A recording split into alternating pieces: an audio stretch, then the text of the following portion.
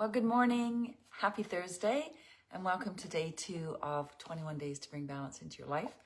Today's chapter is about sleep. Sleep is so important, yet so many of us don't get a full night's sleep. Last night was the celebration for Canada Day, and usually I'm in bed by 9:30, 10 o'clock. Last night was around midnight because we waited for the fireworks. We were invited over to friends to celebrate Canada Day, which was wonderful. But today, now, after only getting 6 hours sleep, I can definitely feel it. So sleep is very, very important. Do you know we spend roughly a third of our life sleeping? Good morning. Thank you for joining me today. And if we don't get enough sleep, and that accumulates over and over and over during the days, it can get pretty bad after a while. And I don't know about you, but I love to have my 23-minute nap in the afternoon. Sometimes if I'm tired, I'm able to do that. I just set the alarm on the phone and I put myself on my couch with a little bit of heat and I can go to sleep for 23 minutes, and that just gives me that little extra. But we're talking about getting a good night's sleep. And a lot of times I think the reason that we don't sleep very well is their worry, stress, all those things that are going on in our mind. And it's been a few years, but I've been a mentee of a somatics philosopher, spiritual philosopher called Neville Goddard. And this little book here, Feeling is the Secret, was the secret that put me into getting a good night's sleep. So what Neville talks about is the conscious mind and the subconscious mind. And he speaks to them as their male and female and their lovers.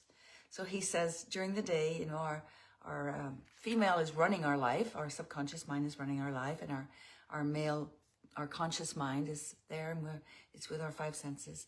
But at nighttime, when we go to sleep, the conscious mind, the male, seeks out the subconscious mind, the female, and he tells her about everything that happened today in our life. And as we're sleeping, whatever the subconscious mind learns, because it doesn't know the difference between reality and make-believe, it puts out into the world what you're feeling before you fall asleep. And I remember when I was a single mom, I would go to bed with so much worry every night, wondering how I'd be paying my bills, wondering how the girls would be, that the next day I woke up and sure enough, there would be a couple of bills waiting for me in my mailbox.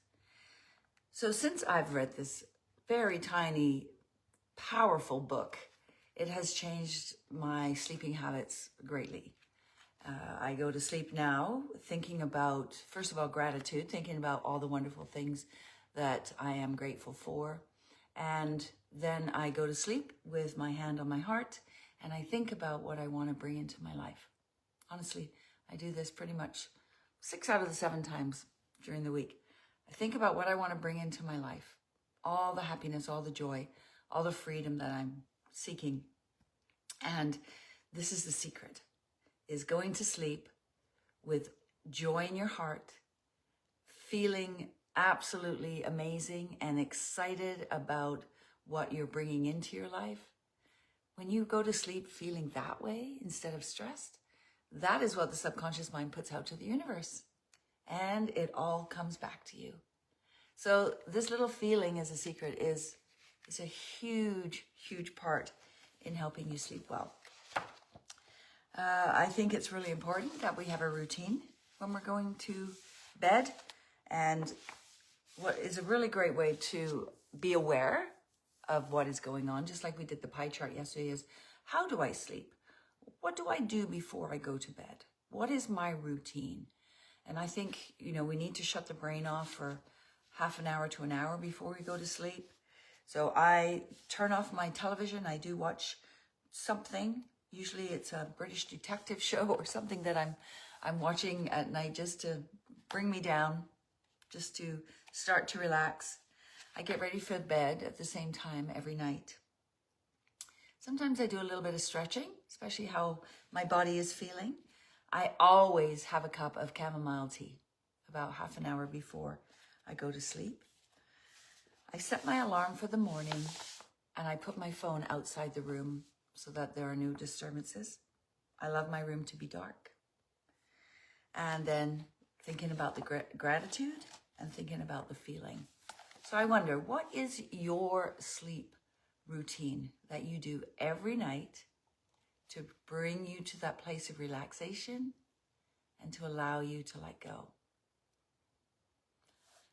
Worry does not serve us at night. And I know there's so much going on in the world right now that can bring that worry to us. But usually 97% of the things we worry about never ever happens. So we spend a lot of time stressing over things that aren't going to happen. And usually in bed, when the whole world is quiet, is when our mind will start to create all these scenarios that may never happen. So I invite you to write down your list of your routine that you do every night. Remember, awareness is the beginning of change. So if we're not aware of it, we can't change it. But I believe that sleep is just as important as nutrition and as exercise. And so getting into that really wonderful routine will help you during the day and will serve you a lot. So anyway, I wish you a wonderful day. Write down, I'd love to hear about your routine and what you do and what works for you. And let's help each other out. So take care, enjoy this beautiful day, and I'll see you again very soon. Bye for now.